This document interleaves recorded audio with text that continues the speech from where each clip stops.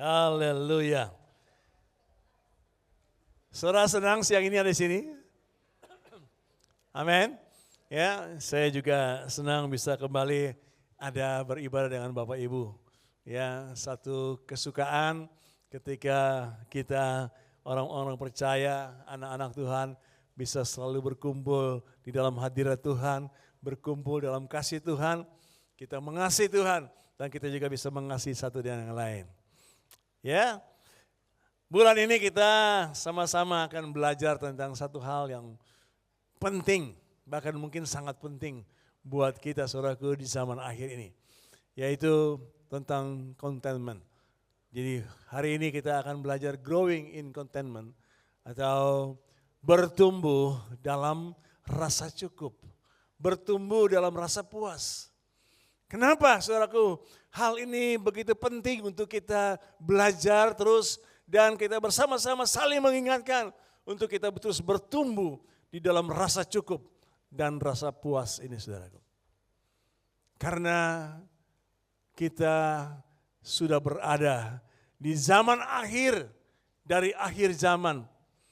Dan apa yang akan terjadi di dalam hari-hari kita hidup ke depan sampai Yesus datang kali yang kedua telah ditulis dengan jelas, telah disampaikan dengan jelas oleh para nabi, bahkan oleh Yesus dan rasul-rasul. Apa yang akan terjadi nanti menjelang hari kedatangan Tuhan kali yang kedua. Dan semua itu tertulis dalam Alkitab. Ya, dan apa yang tertulis dalam Alkitab itu pasti terjadi. Halo?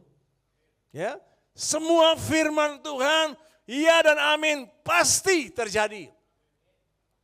Ya, dan salah satu saudaraku tantangan besar yang kita sedang hadapi hari-hari ini adalah gaya hidup materialistik. Gaya hidup hedonisme. Banyak saudaraku dari kita, termasuk saya juga, ya, terpengaruh dengan gaya hidup ini. Ya, mungkin kecil, tapi ada juga yang besar. Ya, tapi saya pastikan kita semua dipengaruhi dengan gaya hidup ini, saudaraku. Ya, nanti saudaraku kita lihat firman Tuhan.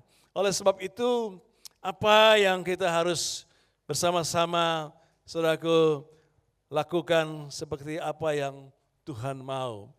Ya, kita akan belajar bersama-sama dari firman Tuhan hari ini, ya, yang ditulis oleh seorang rasul, ya, yang rasul besar di zaman akhir ini, yaitu Paulus. Bagaimana Rasul Paulus menuliskan surat kepada anak rohaninya, kepada anak muridnya, ya, Timotius. Sebab Timotius diberi tugas untuk menghadapi, ya, orang-orang yang mengajarkan pengajaran-pengajaran yang menyimpang dari firman Tuhan. Nah, salah satunya adalah gaya hidup, ya, materialistik, saudaraku.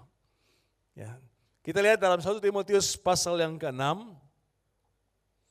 Ya.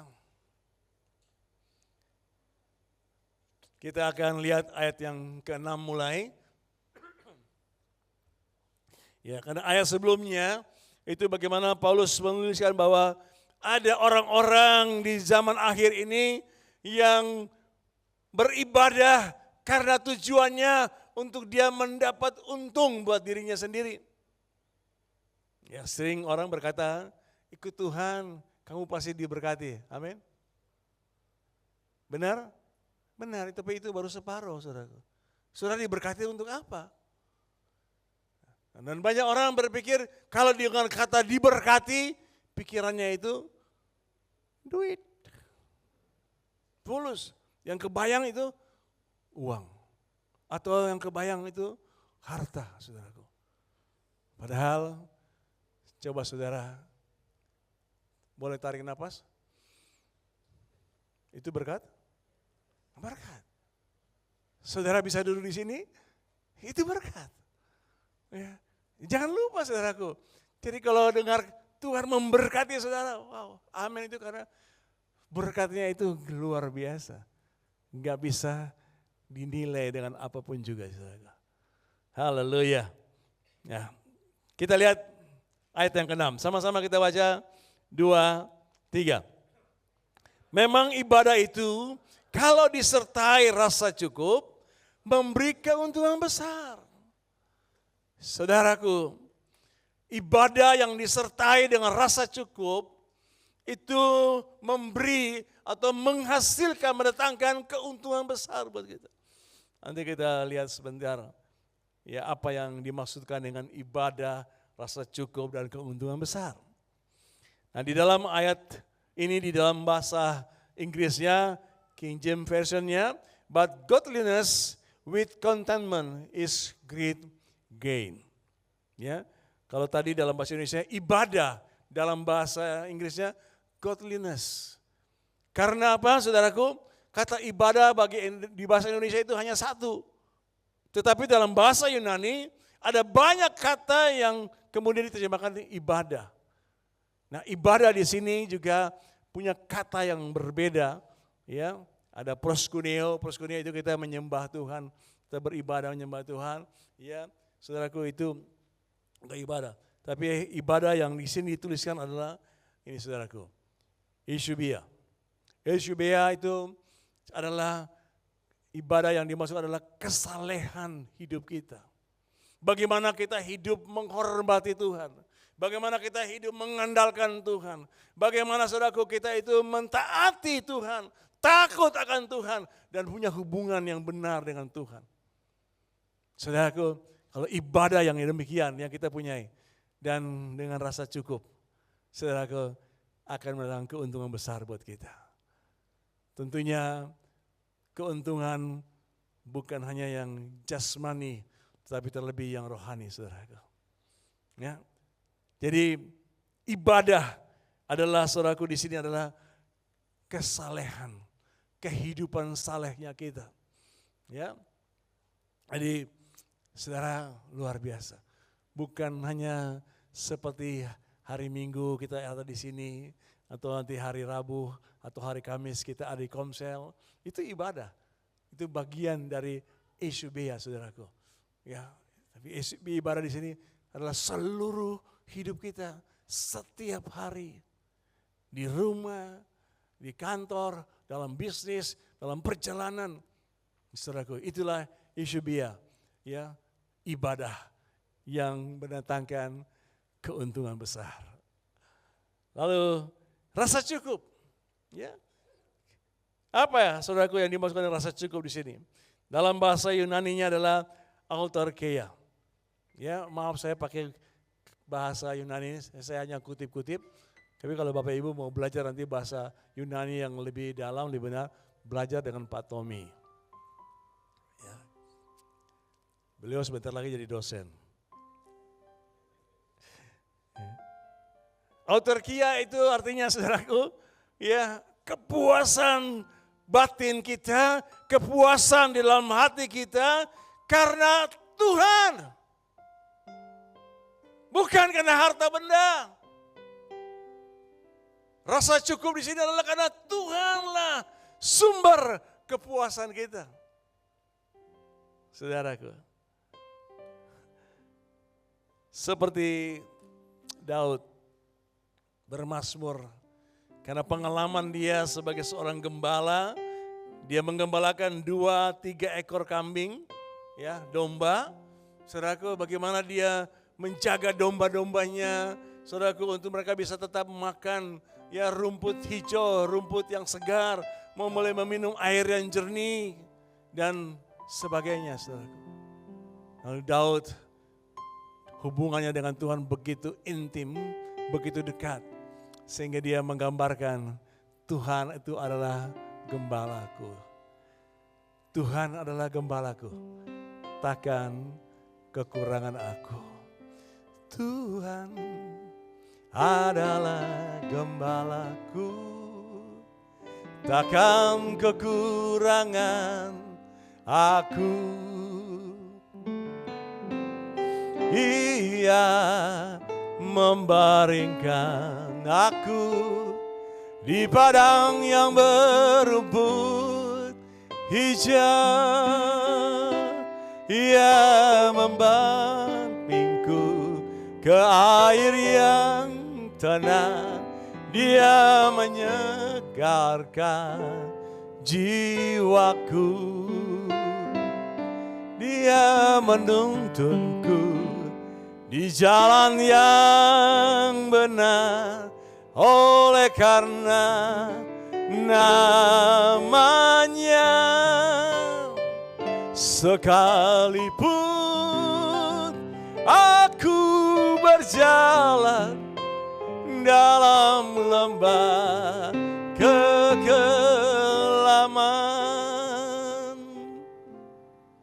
aku tidak takut bahaya, sebab Engkau besertaku. Gadamu dan tongkatmu, itulah yang menghibur aku. Ia membimbingku ke air yang tenang, ia menyegarkan jiwaku. Ia menuntunku di jalan yang benar. Apa? Karena namanya.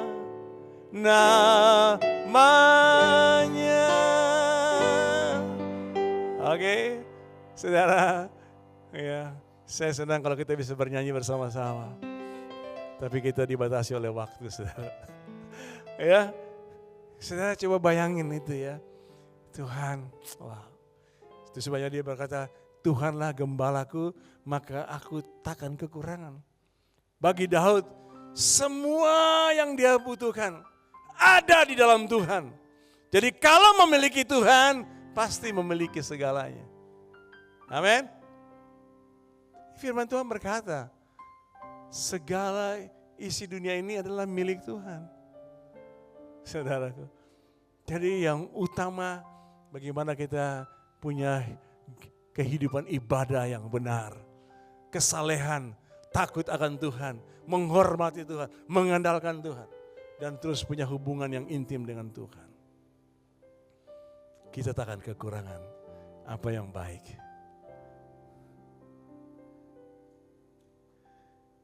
Ya, kalau kita beribadah dengan rasa cukup, katanya kita akan mendapatkan keuntungan besar. Kalau Tuhan sumber segalanya buat kita, maka hidup kita akan damai, saudaraku. Ya, damai sejahtera itu akan menyertai hidup kita, melingkupi hidup kita. Ya, kalau saudaraku Tuhan itu satu-satunya sumber hidup kita, maka kita akan ada sukacita yang besar. Kita sukacita bukan karena kita punya harta, kita sukacita karena kita punya Tuhan. Amin. Itu keuntungan ketika kita punya ibadah yang benar. Ya. Kita bebas dari cinta uang. Kita bebas dari berhutang. Ya, kita bebas, saudaraku, dari semua keinginan-keinginan duniawi ini. Ya.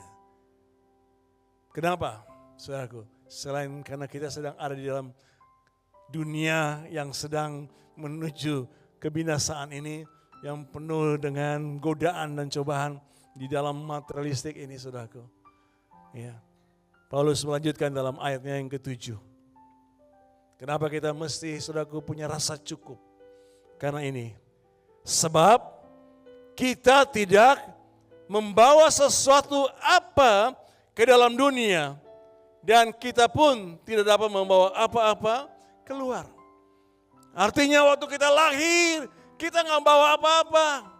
Nanti pun juga ketika kita pulang ke rumah Bapa, kita nggak bawa apa-apa kecuali pakai jas, ya, pakai baju baru, sepatu, ya mungkin ada baju-baju yang lain. Nah, saudaraku, nggak ada seorang pun yang lahir sudah pakai baju, atau mungkin di sini ada yang lahir langsung udah pakai baju, udah pakai kalung emas, udah pakai gelang emas. Pakai cincin emas, di tangannya menggenggam emas 5 gram. Karena masih bayi kan, belum cukup kuat untuk menggenggam 74 kilo. intermezzo. Ada saudara yang begitu, yang lahir udah punya semuanya. Nah, kalau ada, kita termasuk golongan keajaiban dunia. Ya. Demikian juga nanti kita pulang ke rumah Bapa, ya hanya ada pakai jas, pakai baju kan. Ya. Lalu ada yang lain-lain. Ada teman saya ketika meninggal, keluarganya masukin di peti matinya itu kotak catur, saudaraku, papan catur. Ya, jadi saya tanya sama keluarganya, kenapa masukin papan? Iya, karena dia selama waktu hidupnya tuh senang main catur. Ya saya lagi pikir, malaikat di surga bisa main catur juga ya. Atau mungkin Petrus bisa main catur juga gitu. Haleluya. Saudaraku, kita lahir telanjang, gak bawa apa-apa. Nanti kita meninggal pun kita tidak bawa apa-apa. Saya teringat dengan sebuah kisah yang ya orangnya begitu heroik, saudaraku. Tapi ketika dia juga akan mengakhiri dunia ini, dia juga memberikan satu ya pelajaran untuk kita mengingat, saudaraku. Apalah hidup kita ini, saudaraku.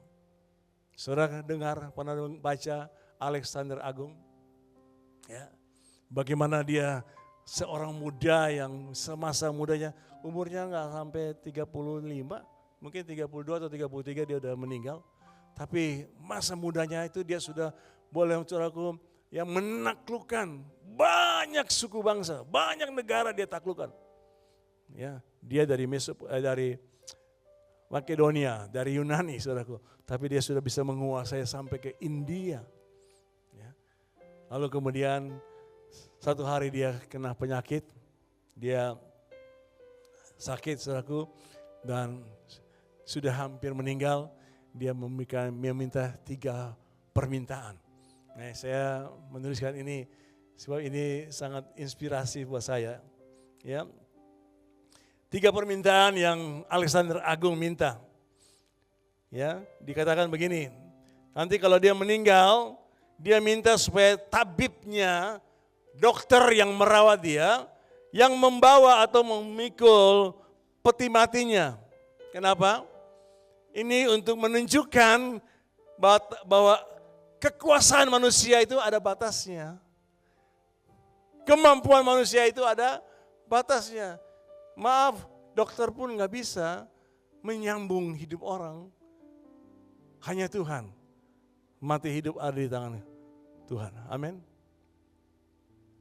Itu yang pertama. Permintaan yang kedua, harta yang dia telah peroleh selama hidupnya disebarkan di sepanjang perjalanan dari rumahnya, ya dari tempat dia tinggal ke tempat pemakaman.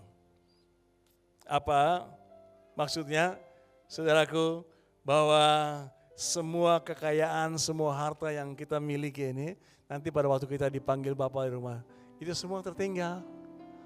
Mobil saudara tertinggal, ya, karena saudara nggak perlu mobil di atas, saudaraku. Walaupun ada orang-orang yang meninggal, ya, dikasih mobil, dikasih rumah, ya, dikasih asisten rumah tangga. Padahal selama orang itu hidup, nggak pernah dikasih mobil, nggak pernah dikasih rumah, saudara. Saudara ngerti maksud saya ya? Yang nggak ngerti tanyalah sama yang ngerti. Ya. Nah, lalu yang ketiga, permintaan yang ketiga dia bilang ini, kalau nanti di peti matinya itu dibuat bolong di kiri kanannya, ya, dikatakan supaya tangannya dibiarkan menjulur keluar. Wih, serem ya. Saudara kalau datang ke rumah duka, ada orang mati yang gitu, peti mati udah ketutup tapi tangannya ketutup. Ya, serem ya. Tapi ini dia minta ini supaya apa?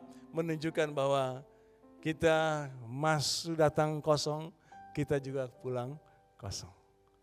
Ya, ini satu inspirasi buat kita untuk kita bisa merasakan, membangun rasa cukup. Rasa cukup, saudara, buat kita itu berbeda-beda. Ya, saya misalnya saya makan mie 1 porsi cukup. Tapi mungkin ada yang masuk harus 2 porsi baru cukup. Ya yang Ya ini antara kami berdua lah. Mungkin saudaraku ada yang punya ya kendaraan, setirnya masih rata, tahu, stang lurus, bum bum bum bum, ya udah puas. Tapi ada yang wah nggak bisa dong, harus yang bulat, setirnya harus yang bulat, stangnya harus yang bulat, baru puas gitu. Wah, saudara, ya hari ini dalam zaman kita ini kita lagi diserang, saudaraku, dengan iklan-iklan yang demikian. Ya, TikTok, saudaraku, notifikasi di handphone kita kan, mungkin pagi-pagi bangun lagi udah ting tong, ting tong, ting tong, ting tong. Wah, banyak banget. Begitu dibuka notifikasi, ya ada aja iklan, saudaraku. Ya mulai kosmetik, ada lagi fashion, makanan, pakaian, apalagi kadang-kadang bahkan juga makanan-makanan kesehatan ada. Isi baik ya, kendaraan, traveling, wow, ya, siapa di sini yang suka traveling? Ya, ya, healing katanya, dia traveling karena healing. Ya, ada teman yang begitu, saudara, traveling, perginya senang, pulangnya senep. Kenapa? Karena tiketnya kredit. Hari ini kan ada travel fair, saudara. Ya, haleluya. Pergi senang, feeling, pulangnya sakit lagi, saudara. Karena mesti kerja bayar utang tiketnya. Oleh karena itu, mari saudaraku kita lihat apa yang Paulus katakan dalam ayat yang ke-8. 2, 3 kita baca. Asal ada makanan dan pakaian. Masa sih? Asal ada makanan dan pakaian. Rumah gimana, Pak? Kendaraan gimana, Pak? Setelah Paulus memakai kata-kata itu atau memakai kalimat ini, asal ada makanan dan pakaian, cukuplah. Makanan dan pakaian itulah kebutuhan dasar kita. Yang lain itu tambahan. Saudara bisa nggak punya rumah, saudara bisa kontrak, betul? Saudara bisa nyewa. Atau kalau kebetulan saudara menikah dengan anak orang kaya, kan saudara bisa tinggal di TMI, Taman Mertua Indah. Kan? Saudara nggak punya kendaraan, saudara bisa naik angkot, betul? Tapi kebutuhan dasar makanan, kalau saudara nggak makan, kecuali memang karena puasa, ya ada kasih karunia. Tapi kalau saudara nggak makan karena nggak ada makanan, itulah tragis, saudaraku. Lapar dan lama-lama bisa sakit. Saudara nggak punya pakaian, bahaya juga, saudaraku. Kalau saudara nggak punya pakaian, nggak pakai pakaian, nggak ada di luar, orang pikir saudara jam 7:05. Jadi makanan dan pakaian ini mewakili semua kebutuhan yang lain. Kalau kita punya makanan, kita punya pakaian, kita bisa hidup. Kenapa? Karena ada Tuhan menjadi sumber hidup kita. Ya, asal ada makanan dan pakaian, cukuplah. Kenapa, saudaraku? Ya, karena ada banyak orang yang fokus hidupnya itu terlalu jauh. Ya. Seperti tadi saya berkata, kalau kita punya kendaraan stang lurus, bersyukur. Jangan ingin punya stang bulat. Karena butuh kasih karunia. Kalau sudah punya, jangan ingin lagi merek yang lain. Ya. Wah, hari-hari ini kan kemarin teman-teman pergi ngunjungin Dias, tahu Dias? Saya juga nggak tahu kepanjangannya, saya lupa apa itu Dias. Tapi pameran mobil lah, Ya, wah pulang ceritanya berjam-jam cerita tentang mobil ini, mobil itu. Ya. Terus saya tanya, kamu beli nggak?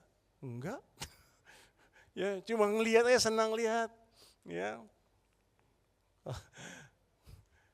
Begitu saudaraku hari-hari ini. Ya, mobil listrik, mereknya, ya, udah listriknya aja menguntungkan ya. Tapi mereknya lagi. Wah, hari-hari ini kita seperti itu saudaraku. Ya, kalau kita gak punya rasa cukup, kita susah membedakan mana kebutuhan dan mana keinginan. Ya, saya termasuk yang terpengaruh ya dengan gaya hidup materialistik ini saudara. Saya punya handphone. Dulu saya dapat handphone iPhone itu warisan anak-anak saya. Jadi kalau anak saya pakai udah nggak suka lagi, papi, ya oke, ya dapat iPhone terus mulai dari yang 6, kemudian 8, ya mereka kasih saya. Ya, tapi saya senang. Nah, satu hari saya punya handphone udah lemot, ya, udah penuh karena iOS-nya nggak cukup. Jadi waktu itu ya saya ngomong sama istri saya mau ganti handphone lah. Ya. Nah sudah selalu jalan-jalan ya lihat handphone, saya tertarik karena pada waktu itu baru keluar tipe ini saudaraku. Ada yang tahu ini iPhone berapa? Hah? Oh ini iPhone merek istri saya bukan? iPhone 16 baru keluar waktu itu. Saya bilang sama istri saya mau beli itu. Istri saya tanya, ini kebutuhan apa keinginan? Kenapa dia nanya begitu saudaraku? Karena saya butuh handphone cuma bisa buat WA sama telepon. Anak-anak saya juga bilang, papi kenapa mesti beli yang begituan? Papi cuma bisa WA sama telepon. Wah, saya senang, tapi istri saya nyesal. Ya, karena dia yang mesti keluarin uang, kan dia yang pegang uang. 2 minggu lalu kan dia cerita saudara, dia yang pegang uang. Tapi karena saya minta, dia mau berikan, tapi akhirnya nyesal juga. Saudara. Karena handphone ini sampai hari ini saya cuma bisa pakai untuk WA sama telepon. Lalu kreditnya belum lunas. Ya inilah dapur kami saudara. Ya, karena itu saudaraku kita sedang di dalam masa ini. Ya, di mana hari-hari ini kita ada dalam serangan-serangan ya dari TikTok, ya dari iklan-iklan itu saudaraku, sehingga kita juga terpengaruh untuk hidup konsumtif. Ya, makan, karena asal ada makanan nggak dibilang sih, makanannya seperti apa, tapi asal ada makanan aja. Yesus mengajar kita berdoa bagaimana? Bapa kami yang ada di surga, dikuduskanlah namamu, datanglah kerajaanmu, jadilah kehendakmu di bumi seperti di surga. Dan berikanlah kami pada hari ini makanan kami yang seenaknya. Betul? Betul begitu ya? Berikanlah pada kami hari ini makanan kami yang secukupnya. Coba tanya kepada sebelahnya, kamu makan yang secukupnya bagaimana?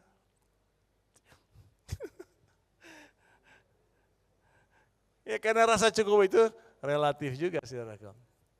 Ya, jadi mari saudaraku, kita sungguh-sungguh mau belajar ya. Kalau saudara sudah punya rumah hari ini, puji Tuhan, 100 meter persegi, ya udah bersyukur. Jangan mengingini punya rumah yang 200 meter persegi. Mahal. Ya, pajaknya mahal, PBB-nya mahal. Saudara. Ya. Jadi hati-hati saudaraku, kalau kita tidak punya rasa cukup, kita bisa jatuh ke dalam keserakahan. Dan keserakahan firman Tuhan berkata itu adalah penyembahan berhala. Ya. Saya lanjut ya, ayat yang ke-9 dan 10. Firman Tuhan berkata, tetapi mereka yang ingin kaya terjatuh ke dalam percobaan dan ke dalam jerat dan ke dalam berbagai-bagai nafsu yang hampa dan yang mencelakakan, yang menenggelamkan manusia ke dalam keruntuhan dan kebinasaan. Ya. Jadi orang yang ingin kaya katanya jatuh ke dalam berbagai pencobaan. Ya. Jadi akhirnya bisa ya, menghalalkan segala cara untuk mendapatkan apa yang dia inginkan. Ayat 10. Karena akar segala kejahatan ialah cinta uang. Sebab oleh memburu uanglah beberapa orang telah menyimpang dari iman dan menyiksa dirinya dengan berbagai-bagai duka. Ya. Bukan masalahnya uang, saudaraku. Tuhan mau saudara kita punya uang. Tapi yang Tuhan marah adalah cinta uang. Kejar uang. Kejarlah daku kau tangkap. Uang. Coba, lagu sekolah minggu masih ingat? Apa yang dicari orang? Apa? Uang. Duit. Kalau kereta api kita kan gitu, duit. Susah. Duit. Susah.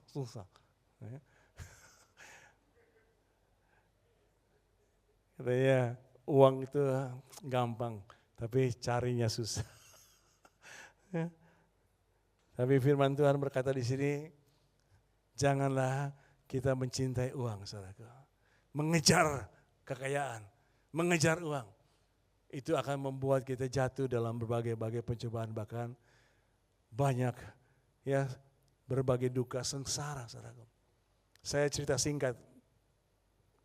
Di keluarga kami ya ada saudara kami yang jatuh di dalam hal ini, ya masuk dalam perangkap ini investasi. Ya. Dia bekerja, dia sudah kumpulkan uang untuk nantinya dia ingin beli sebuah rumah, untuk masa tuanya dia bisa punya rumah dia tinggal.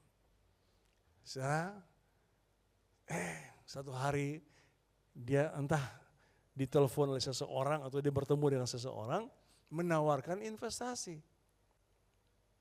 Lalu dia masuk, saudaraku.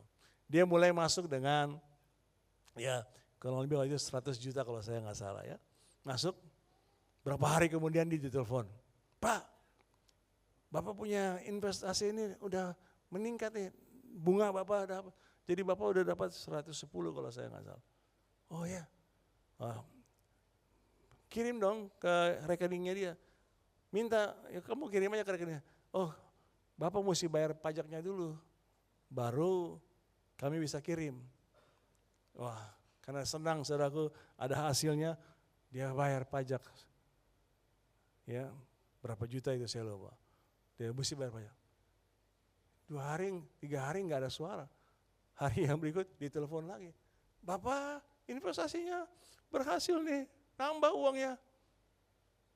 Tapi untuk Bapak bisa dapat itu, mesti bayar dulu pajaknya. Dia nggak sadar saudaraku, sampai kira-kira sudah 40-an juta dia keluar untuk pajak. Baru dia telepon anak saya, Ben, Om begini-begini nih Om. Langsung anak saya jawab, Om kena scam. Ya hati-hati saudaraku, hari-hari ini begitu banyak scam. Ya. Lalu dia sadar sih, tapi beberapa waktu kemudian entah, ya saya nggak ngerti saudaraku. Dia kenal lagi, ada yang nawarin investasi. Kali ini dia masuk nggak tanggung-tanggung. Uang yang dia sudah kumpulan buat beli rumah dimasukin semua. 2M lebih ya. 2M lebih. Wah, ada janji ini, janji itu. Nanti ya Bapak akan dapat 2,7M setelah berapa bulan ini. Senang kan? Masuk 2M dapat 2,7 ya. 2 bulan, 3 bulan itu dapat gitu. Wow, siapa yang gak mau kan? Ya yang dia oke.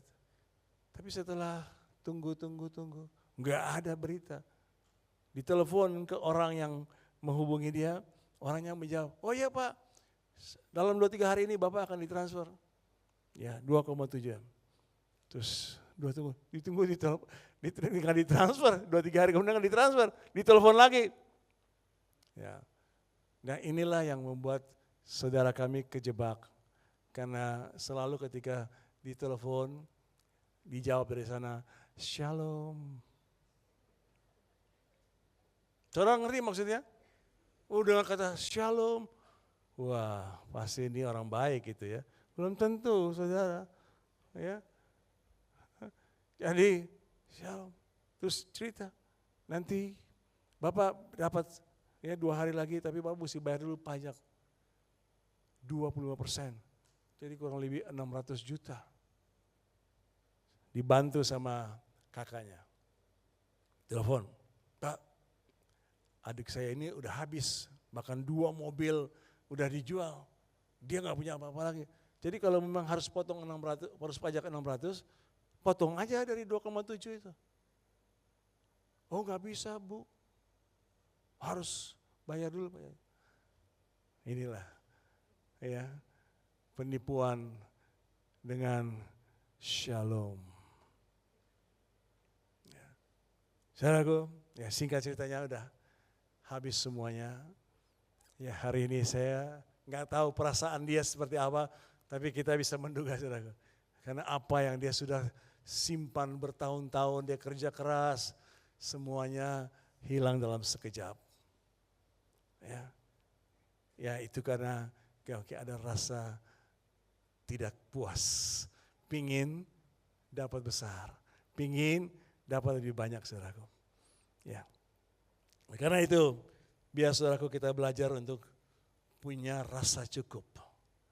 Ya, apa yang ada pada kita hari ini? Di dalam terjemahan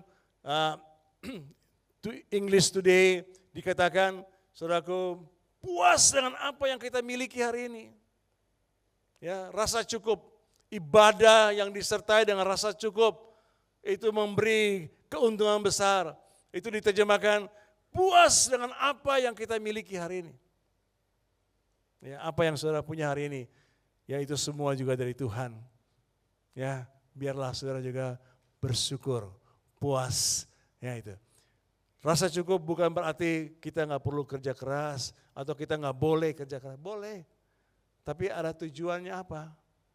Kalau kerja keras, ya banting tulang, banting pintu, banting istri. Karena tujuannya ingin kaya, itulah yang berbahaya. Jadi kerja keras, boleh saudaraku, ya. Tapi tujuannya apa? Ya supaya saudara Tuhan berkati, lalu nanti saudara bisa juga menjadi berkat.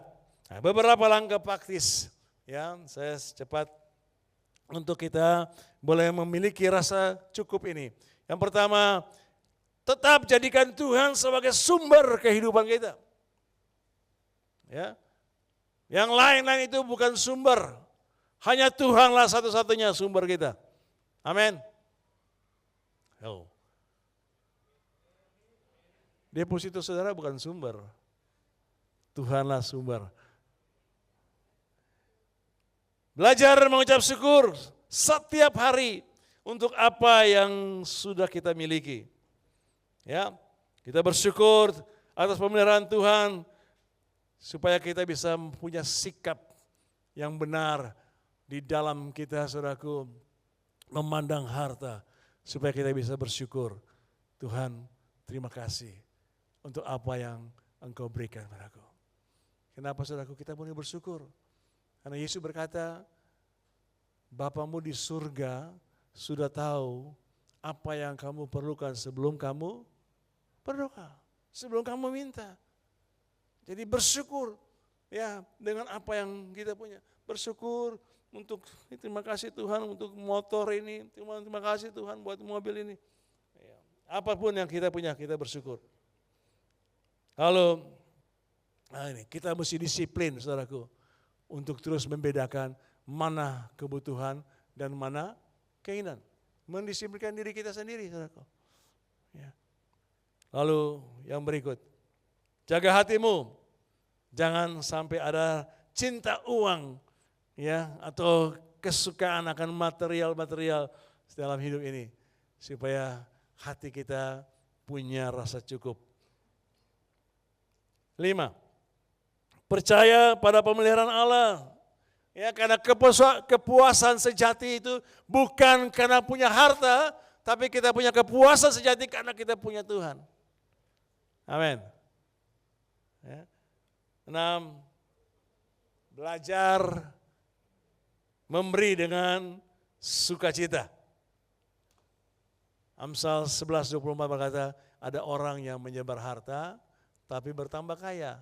Ada orang yang hemat secara luar biasa namun selalu berkekurangan. Ya. Dan yang ke-7, ya mengelola lain. Saya hanya fokus kepada keuangan. Mengelola keuangan dengan integritas, dengan penuh tanggung jawab. Uang adalah titipan Tuhan. Uang adalah titipan Tuhan. Kalau Tuhan percayakan saudara untuk mengelola sekian rupiah, ya saudaraku, itu titipan Tuhan supaya saudara juga belajar memberi. Karena memberi terlebih baik, terberbahagia daripada menerima. Ya. Oke. Jadi Bapak Ibu Saudara, 1 Timotius 6 ayat 6 ini mengajarkan kepada kita bahwa kekayaan terbesar kita bukanlah punya harta yang banyak, harta yang dimiliki, tapi kita punya hubungan yang benar dengan Tuhan kita. Ya, kita memiliki Tuhan dan kita juga dimiliki Tuhan. Saya akhiri, saudaraku, apa yang kita perlu belajar ini dari juga Rasul Paulus, bagaimana dia mengatakan apa yang dia belajar dalam hidupnya. Di dalam Filipi pasal yang keempat, ayat 11 sampai dengan 13.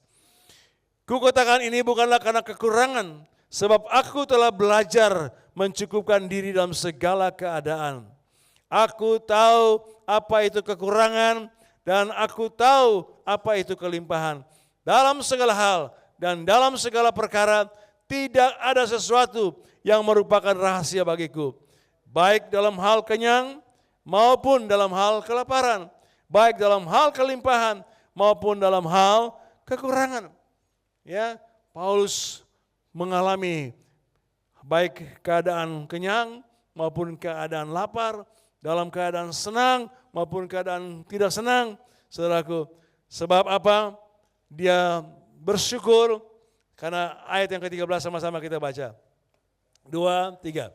Segala perkara dapat kutanggung di dalam Dia yang memberi kekuatan kepadaku. Haleluya. Kalau Tuhan adalah sumber kehidupan kita, sumber kepuasan hidup kita, sumber yang kita butuhkan, apa yang kita butuhkan ada pada Dia. Saudara, maka apapun keadaan yang nanti kita alami di hari-hari ke depan, saudaraku, kita akan tetap kuat. Amin. Karena Tuhanlah yang memelihara hidup kita.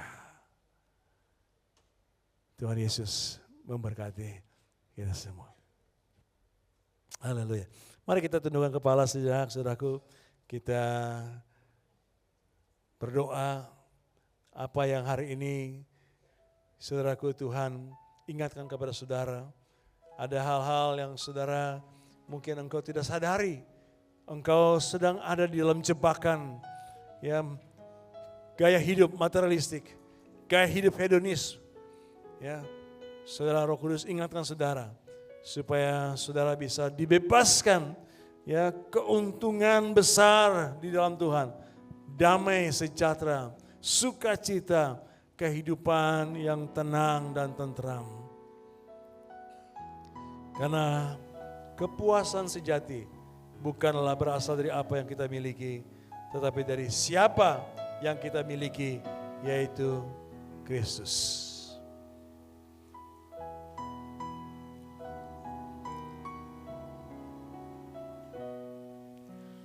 Penolong yang selalu setia. Saudara dengar kata-kata lagu ini.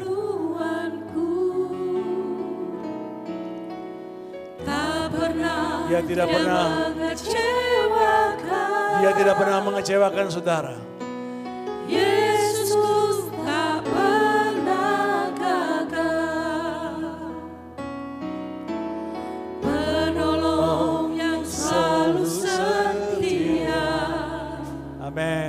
kasih Tuhan. memenuhi keperluanku. Tak pernah Dia mengecewakan. Yesus tak pernah gagal. Segala perkara dapat ku tanggung di dalam Dia yang memberi kekuatan. Tuhan Yesus penolong yang sabar. Tetap percaya Tuhan setia. Segala perkara dapat ku tanggung. Amin Tuhan. Di dalam Dia yang memberi kekuatan. Tuhan Yesus penolong dan sahabat.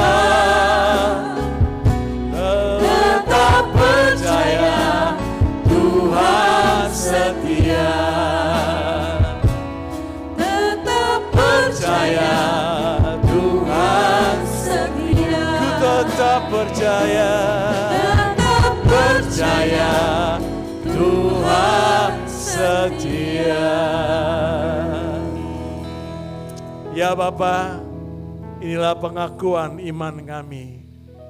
Bahwa segala perkara dapat kami tanggung di dalam Engkau Tuhan. Karena Engkau menyertai kami. Engkau memelihara hidup kami. Engkaulah sumber hidup kami. Tidak ada yang lain. Hanya Engkau Bapa di surga. Yesus Kristus Tuhan. Engkaulah sumber segala yang kami perlukan. Terima kasih Tuhan buat kasih setiamu. Kami hidup, kami ada, dan kami bisa bergerak. Semua karena kasih setia Tuhan. Terima kasih Bapa. Hari ini kami boleh mendengar firman-Mu. Roh Kudus penolong kami. Roh Kudus penghibur kami. Roh Kudus roh kebenaran. Yang menuntun kami ke dalam seluruh kebenaran-Mu Tuhan. Mari Roh Kudus teruslah bekerja dalam kami. Bimbing kami, ingatkan kami dengan setiap firman yang kami sudah dengar. Insafkan kami kalau kami menyimpang supaya kami boleh berbalik. Kami tetap mengikuti jalan-jalan Tuhan. Terima kasih Bapa. Kami bersyukur di dalam nama Yesus Tuhan. Mari Bapak Ibu Saudara kita juga siapkan perjamuan ini. Biarlah hati kita, pikiran kita juga boleh benar, siap untuk menerima perjamuan ini. Sehingga apa yang kita makan dan minum ini mendatangkan berkat buat kita. Bukan mendatangkan kutuk, bukan mendatangkan sakit penyakit, tetapi mendatangkan berkat. Oleh karena itu, mari pastikan hati kita, hati saudara benar di hadapan Tuhan. Hati saudara benar-benar bersih di hadapan Tuhan. Tidak ada kemarahan, tidak ada dendam, tidak ada kebencian, tidak ada keangkuhan, tidak ada kesombongan. Hati dan pikiran saudara benar di hadapan Tuhan.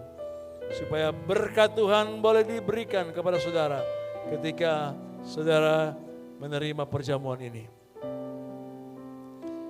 Mari saya jemput Bapak Ibu berdiri. Kalau ada di antara Bapak Ibu Saudara yang belum mendapatkan roti dan anggur, boleh angkat tangan.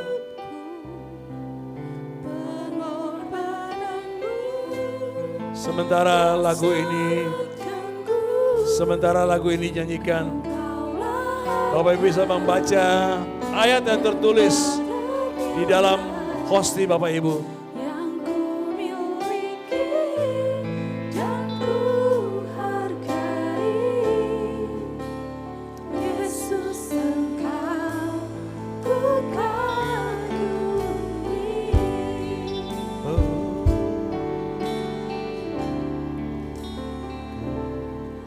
Saya bacakan ayat yang tertulis di dalam hosti saya. Hidup dan mati dikuasai lidah. Siapa suka mengemakannya akan memakan buahnya. Amsal 18 ayat 21. Lidah kita ikut menentukan mati hidup kita. Salah satunya, apa yang kita makan dan minum, itu juga menentukan kita sehat atau sakit.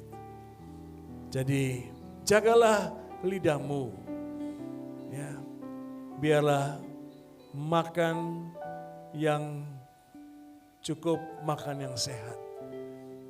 Karena tubuh kita adalah bait Roh Kudus, supaya Tuhan boleh pakai tubuh kita untuk terus menyelesaikan pekerjaannya, menyelesaikan rencananya bagi bangsa-bangsa. Apa yang kuteruskan kepadamu, aku terima daripada Tuhan. Pada malam sebelum ia diserahkan, bersama dengan murid-muridnya, dia mengambil roti, mengucap syukur atasnya, kemudian memecahkannya dan berkata, inilah tubuhku yang dipersembahkan bagimu. Setiap kali kamu memakannya, kamu memperingatkan akan daku. Ingat sejenak Bapak Ibu, Yesus telah menyerahkan tubuhnya untuk dilukai, bahkan dihancurkan oleh cambukan, oleh paku-paku, bahkan oleh mahkota duri dan tombak. Yesus telah mengalami semua itu, menggantikan kita yang seharusnya mati binasa karena dosa kita. Tapi syukur kepada Tuhan, Yesus yang telah menggantikan kita, supaya hari ini kita yang percaya kepadanya, kita beroleh hidup yang kekal. Bilur-bilurnya menyembuhkan roh kita, bilur-bilurnya menyembuhkan jiwa kita, bilur-bilurnya menyembuhkan tubuh kita. Haleluya. Mari kita makan dengan iman di dalam nama Tuhan Yesus.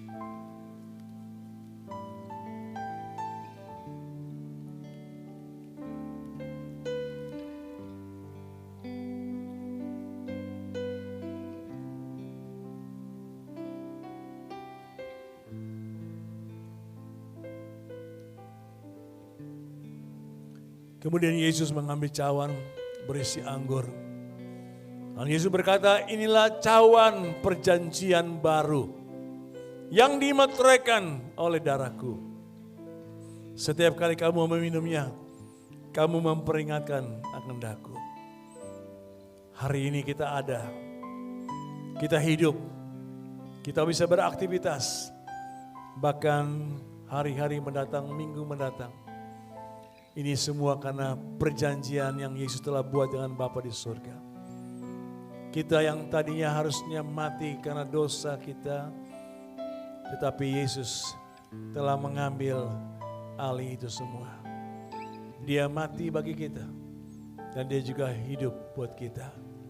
Setiap tetes darahnya yang mengalir dari tubuhnya, itulah yang menghapus segala dosa dan pelanggaran kita. Setiap darahnya yang mengalir dari tubuhnya, itulah yang memperdamaikan kita dengan Bapa di surga dan juga memperdamaikan kita dengan sesama kita di bumi. Itulah janji Tuhan. Dia tidak lagi akan ingat-ingat dosa kita dan dia akan terus menaruhkan di dalam roh kita, hati kita, firman dan rohnya, supaya kita beroleh hati yang baru, hati yang taat, hati yang sungguh-sungguh mengasihi Tuhan dan mengasihi sesama kita. Mari kita minum dengan penuh syukur di dalam nama Yesus Tuhan.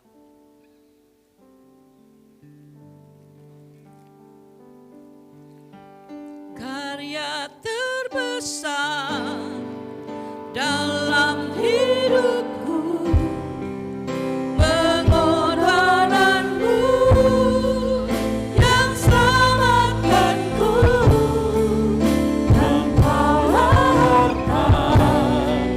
Yang tak ternilai, yang ku miliki dan ku hargai. Yesus Engkau, ku